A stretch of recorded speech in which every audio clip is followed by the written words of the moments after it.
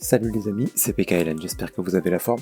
Aujourd'hui, on va se faire une petite analyse du Bitcoin. Ça fait un petit moment donc qu'il s'est passé un petit peu des choses. Depuis la dernière analyse, on a un des deux scénarios qui a été validé, donc on va voir un petit peu ce qu'on attend pour la suite. Si t'es pas encore abonné à la chaîne, bien sûr, je t'invite à le faire. N'oublie pas d'activer la petite cloche pour ne pas rater les prochaines vidéos. Un petit comme, un petit like, ça fait toujours plaisir. Et allez, suis-moi, c'est parti.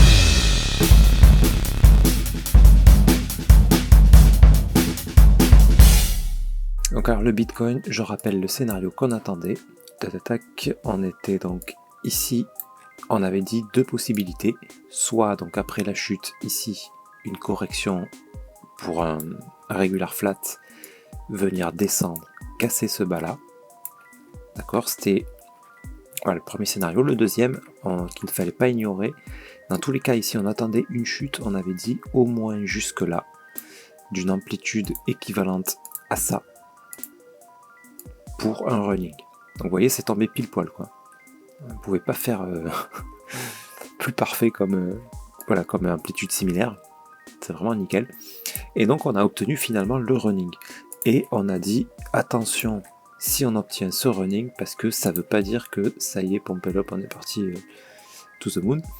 Mais c'est simplement pour venir casser ce top. À la cassure de ce top, rebelote, on a toujours ce risque de chute jusque là. Donc moi j'attends ça. Ça me semble être fort probable que ça se produise. Maintenant, c'est pas certain. Peut-être qu'on a obtenu le running, qu'ici on va avoir une autre correction, une autre structure qui va continuer de monter. Donc bref, pour faire simple, ici qu'est-ce qui invaliderait le fait que on puisse s'attendre à ça? Ça serait ici, donc après cette impulsion, une correction comme ça qui dure longtemps. Si on a ça, on pourra écarter ce scénario baissier de nos analyses. Mais bon, là c'est beaucoup trop tôt pour le dire pour l'instant. Ici, après cette impulsion là, moi j'attends une correction plus grande. Donc ce que j'ai fait, moi, ici dès qu'on a... Hop, j'ai pris un petit peu des risques, j'ai même pas attendu qu'on pète les plus bas ici, j'ai vendu là. Alors j'ai pas tout vendu, attention. Voilà, je me dis, moi, il y a une forte probabilité qu'on vienne beaucoup plus bas, qu'on vienne casser le plus bas ici, donc c'est-à-dire vers 17 600. Moi je m'attends à ça.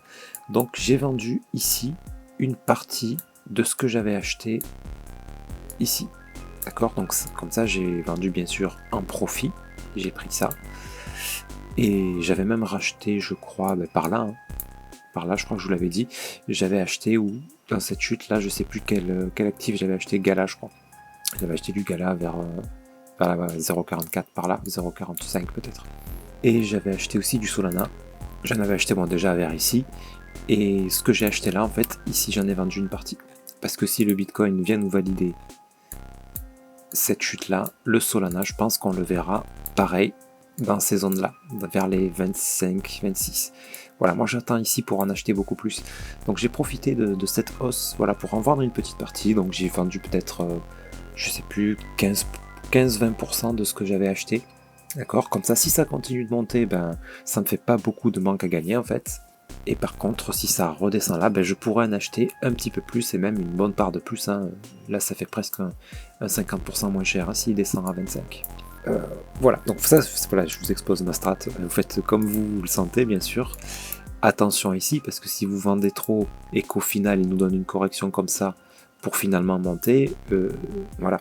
Par contre, normalement, sauf en cas de surprise où d'un coup ça monte, on devrait avoir le temps de le voir venir là. On devrait avoir une correction comme ça qui dure un petit moment avant de repartir à la hausse. Donc dans tous les cas, moi ce que j'ai vendu là, si jamais je vois que ça fait ça, ben, je le rachèterai ici. Ok, je vous tiendrai au courant, bien sûr, à chaque fois qu'il se passe quelque chose, on va dire d'important pour la structure, je ferai une vidéo, bien entendu. Ok, et puis si ça traîne trop longtemps, ben, je ferai des petites vidéos de mise à jour pour faire des petites piqûres de rappel.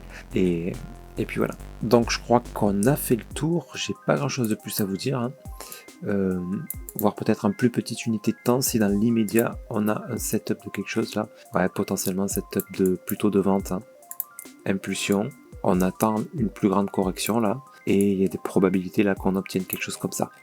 Même si c'est pour aller plus haut, voilà, c'est bien probable que là, on ait toute cette impulsion là qui se corrige. Donc avec un A, B, C. Si ça doit aller plus haut, j'attends une structure qui ressemble à ça. avant de réinjecter de l'argent en fait, hein, vous voyez. Toujours pareil, on est dans une zone, moi je vais pas tenter des sell setup en trading. On peut les choper hein, pour ceux qui aiment bien les risques et trader le très court terme. Moi c'est pas ce qui me plaît le plus, c'est un peu stressant et puis il faut être beaucoup devant les écrans, tout ça. Là, courant été, je préfère prendre mes vacances tranquilles, pas me prendre la tête, je fais que du long terme. Donc voilà, si vous n'êtes pas expérimenté, je vous encourage vraiment à faire la même chose. Voyez le long terme.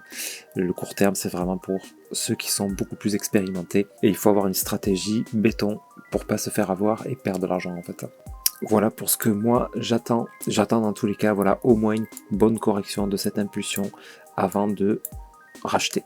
Et dans le meilleur des cas, ça viendra ici et ce que j'ai vendu là, je pourrais le réinjecter ici. D'accord? Voilà, parce que si vous regardez bien là, ça, d'ailleurs, ben, on va faire une petite copie, comme ça vous voyez un petit peu, je sais jamais où est-ce qu'il est cet outil, c'est la configuration de barre. Tac, si je copie ça là, ça ressemble à ça en plus court, quoi. Vous voyez, on a les mêmes mouvements, forcément c'est pas exactement la même unité de temps, etc. Mais on a exactement les mêmes mouvements par contre. On a eu donc l'impulsion baissière ici. On a eu la montée comme là. Tac, descente, boum, boum, running. Ça vient casser le dernier plus haut. Setup de vente et ça chute. Setup de vente et ça continue de chuter. Ok, du coup voilà, ça ressemble beaucoup. Donc si je copie cette fois l'autre côté, je vais m'attendre du coup à quelque chose qui ressemble à ça. Voilà, après c'est pas parce que ça s'est produit une fois que c'est sûr ça va se reproduire, mais ça ce sont des configurations qui sont très très fréquentes quand même sur le Bitcoin. Donc il y a de bonnes probabilités que ça se reproduise comme ça. Voilà, on a eu cette feinte là, donc ça on peut voilà, ça ressemblerait à ça. Je vais m'attendre à quelque chose comme ça, et à partir de là ça devrait, si on a un mouvement baissier comme ça là, et là il faudra faire attention, quoi. Ça sera pas le moment de rentrer, il faudra attendre qu'on vienne casser ce plus bas et attendre le prochain setup d'achat. En gros voilà, on va pas sauter du coup sur le prix s'il est là, parce qu'il peut continuer à descendre beaucoup plus que ce qu'on a prévu. Vous voyez, il peut descendre comme ça jusqu'à 12 000 $, mettons, et ensuite nous donner une impulsion, et c'est là que ça vaudra le coup d'acheter, puisque ça peut traîner comme ça pendant très longtemps en fait. Donc voilà, on attend dans l'idéal, voilà, que le mouvement de baisse soit fini, qu'on ait une petite correction, qu'on voit un petit peu où on va. Là je parle pour ceux qui font du trading, hein, bien sûr pour le DCA, pour de l'investissement, eh ben, on met un petit billet quand ça pète le plus bas, là, on met un petit billet. Si ça continue de descendre, on garde bien sûr des liquidités. Et si ça continue de descendre, eh ben, on rajoute un petit billet là. Le mois d'après, si on n'est pas plus cher, eh ben, on remet un petit billet. Et on fait comme ça chaque mois, en guettant bien sûr les moments les plus opportuns. Quand on atteint une baisse, ben, c'est dommage d'acheter là si on s'attend à ça. D'accord ? Et des fois, il vaut mieux attendre un petit peu. Et si on a une grosse impulsion haussière, un énorme signal d'achat, ben, tant pis, on le paye un peu plus cher. Mais après, en mettant des stop loss, tout ça, on est quasiment sûr de ne pas se retrouver dans une configuration où on l'a acheté, par exemple ceux qui ont acheté ici, là, voilà, on savait que ça allait descendre, qu'on allait avoir une belle correction, on savait pas jusqu'où, et bien sûr, là, c'était pas le bon moment pour acheter. À 57 000 là, voilà, c'était le bon moment pour vendre, et puis d'attendre, voilà, après DCA, moi j'ai acheté par là, j'ai peut-être même acheté par là un petit peu, par là. Après là je m'attendais à une baisse, donc ici j'ai rien acheté par contre, j'avais même vendu un petit peu ce que j'avais acheté là, et puis voilà, une fois cassé le plus bas j'ai racheté par là. Vous voyez un petit peu la stratégie, c'est à dire que en fonction des mouvements qu'on attend, ben, on prévoit un plan, à quel moment on va acheter, à quel moment on va vendre.